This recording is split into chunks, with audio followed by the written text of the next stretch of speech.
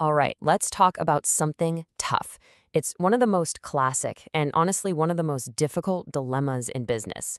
What do you do when you have a partner who is just incredible at their job, a total rock star, but their character, it's just not there. It doesn't align with your values. This is the kind of question that can literally make or break a company. So, how do you navigate it? Let's get into it. This right here, this is the guiding principle for everything we're about to discuss. The philosophy is simple, but it's incredibly profound. Think about it. Business skills, you can learn those. You can teach someone how to do a job. But a person's core character, that's the foundation. And if that foundation is cracked, everything you try to build on top of it is at risk.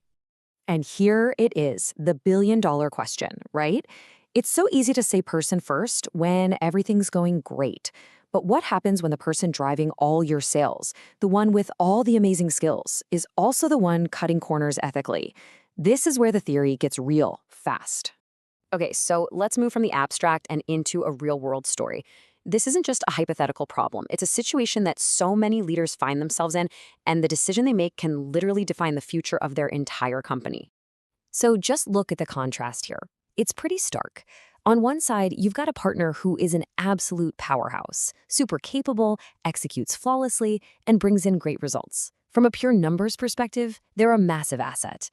But then, you look at the other side of the ledger. They're exaggerating results, they're not being entirely truthful, they're even manipulating their own team. It's like watching rust spread. And that's the internal battle, isn't it? Do you keep the value and just ignore the rot? So, the hard but necessary choice was made. It was time for a private confrontation. Now, the goal here wasn't to attack or to blame. The message had to be crystal clear. Hey, we're trying to build something that lasts. We're playing the long game. And in that game, trust is the only currency that really matters. The conversation ended with two very clear paths laid out on the table. Path number one was a commitment to change, with the promise of full support to help them grow and get aligned with the company's values. Path number two was a simple understanding. If you choose to keep doing things your way, we have to part ways. The choice and all the consequences was now completely theirs. And this really gets to the core lesson learned from that whole experience. Building a business, finding a market, making a product, that's the easy stuff. The hard part, the thing that truly protects you and gives you a lasting edge, is building a team that has unshakable integrity. That character, that becomes your fortress. It's your real competitive moat. So that story shows you just how high the stakes are, but how do you handle it when it happens to you? Let's break it down into a practical, 6-step framework you can actually use when you find yourself in this exact spot. Step 1, and this is probably the biggest mistake people make. They get blinded by the results. High performance can hide a ton of underlying problems. The key is to be proactive. You have to look at the process, not just the final score. How are those amazing results actually being achieved? So what should you be looking for? Well, ask yourself these 4 questions. First, integrity. Do their actions actually match up with their words? Second, loyalty. Listen to how they talk about people who aren't in the room. Third, humility. When things go well, do they share the credit? And finally, accountability. When things go wrong, do they own it or do they start pointing fingers? And hey, if you want a powerful shortcut, just watch this one thing.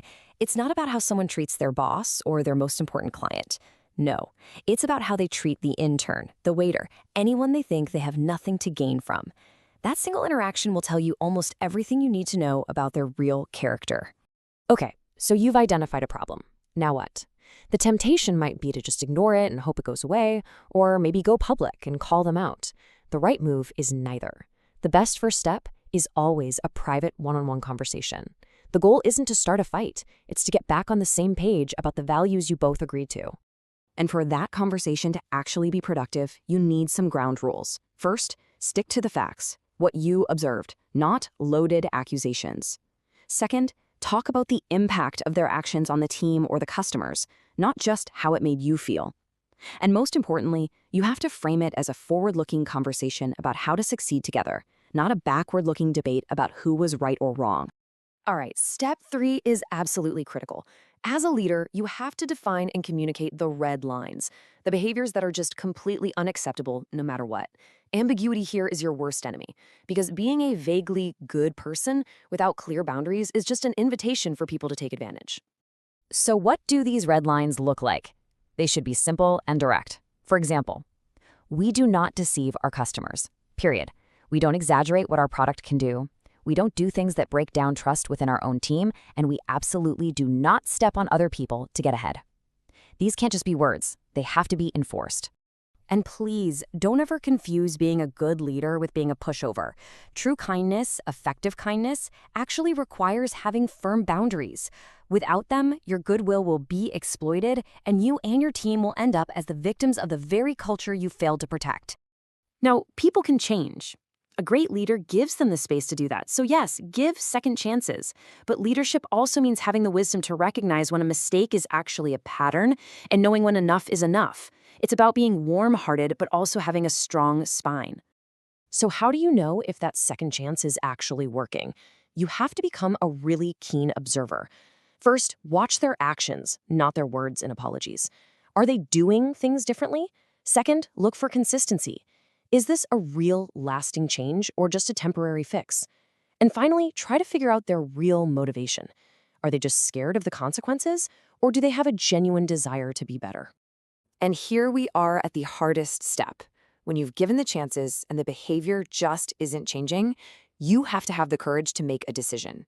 So many people get stuck right here, terrified of losing the performance, the sales, the talent. But the invisible cost of keeping a person with bad character, the lost trust, the poisoned culture, is always, always higher than the short-term pain of letting them go. Now, all of these steps we've talked about are reactive, right? They're for fixing a problem that's already there. But the best leaders don't just put out fires. They build systems to prevent them from starting in the first place. So, the ultimate solution, step 6, is this. Build a culture where character isn't just a buzzword. It's the central operating system. It's in how you hire, it's in how you promote, and it's in what you celebrate. When the culture is that clear, people who don't fit will naturally select themselves out, and the right people will be drawn to you like a magnet. So let's bring this all home with one final, powerful idea that really ties everything together. It gets right to the heart of the difference between going fast and going far.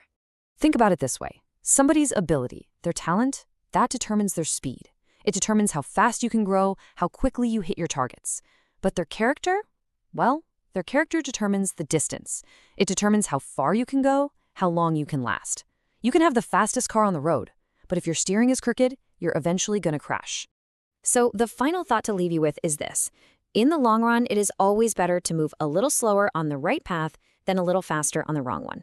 A business can be rebuilt, but once trust is broken, it is almost impossible to get back. Choose the long road. Choose character.